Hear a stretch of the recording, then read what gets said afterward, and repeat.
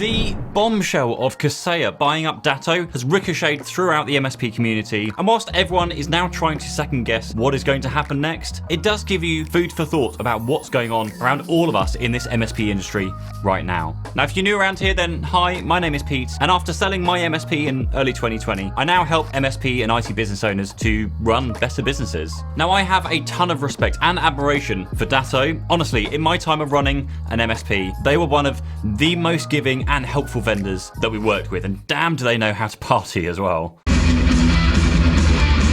Now, I was fortunate enough to speak in a couple of sessions at DattoCon Paris in 2019, and meeting the whole team and taking part in that event will still be a highlight of my career. So, what do you do when one of your favorite vendors gets swallowed up by Kaseya, a company whose online reputation is the equivalent of a telecoms business who doesn't care for their clients? All they care about is growth, profit, and long contracts with unfavorable, possibly even illegal renewal terms. Now, I'm not saying that's who Kaseya are, but that is definitely what is doing the rounds on the social platforms right now. With screams from people wondering what they do next. What vendor can I switch to for my PSA or my RMM or any of the other Datto tools that I had? Now, one thing that I would say to you, both from personal experience and just something we forget over time, is that everybody sells up in the end. Whether that is a timed and well-executed exit strategy, handing a business down to someone else to run, poor health and perhaps expected or even unexpected death, everybody will be forced to step down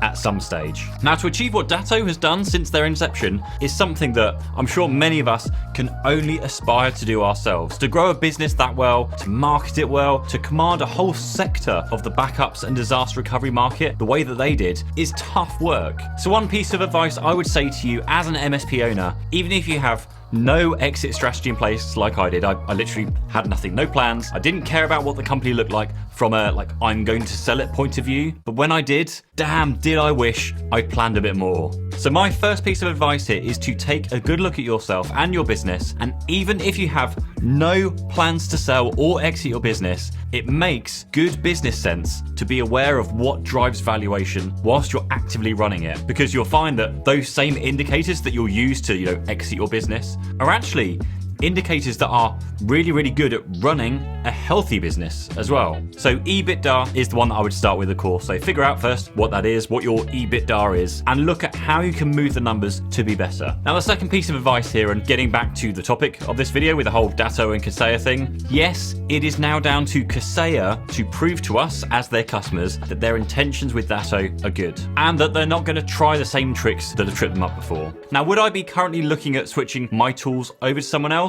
Well, I don't think it's wise to panic and jump ships right away. So I believe you should be regularly reviewing those tools that you use, not just reacting to current news, but every other year or so, you have a plan in place to just do a demo or a trial of a few alternate platforms just to see what you're missing out on. Because you never know that you may find a tool that's better at doing something than your existing tool. And of course, the recent Kaseya acquisition of Datto only reinforces that you should have this sort of process in place. But with that said, and no one else will call this out because they're afraid of upsetting people or getting in the vendor's bad books, but ethics mean a lot to me. Now, I don't have any patience or time for people who think that they need to do dirty tricks or underhanded deals just to better themselves. I don't want to help those people line their pockets when they obviously don't care about anybody else but themselves. And I'm sure we've all seen things doing the rounds since that announcement has come out. So if you do truly believe that one of your vendors isn't being ethical and you don't want to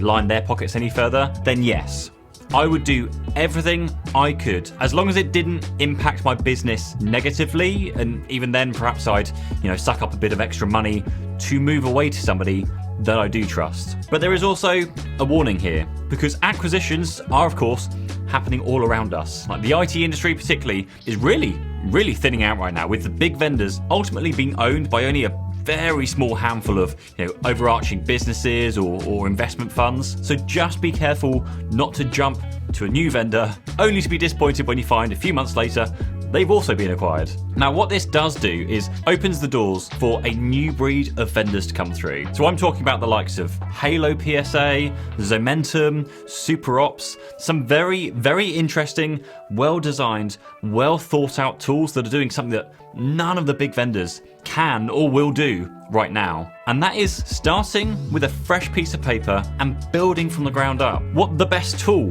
in their industry would look like today, and not trying to steer this gigantic, like massive behemoth of a product with small incremental improvements like those, you know, of Kaseya or Datto or ConnectWise that they're having to manage now. And actually, on that note, comment down below, would you like to see some of those new tools? I've been thinking about covering some of them on this channel recently, so I'd be really interested to know what you think, or if there are any other tools that you'd like me to check out on this channel. So I hope that was helpful to you today. I know it's not my usual video, but hopefully it helps those of you currently processing that same kind of thought as the what to do next. Please do subscribe to this channel for more thought leadership, I guess. Me, thought leadership. And I will see you in the next video. Cheers, bye-bye.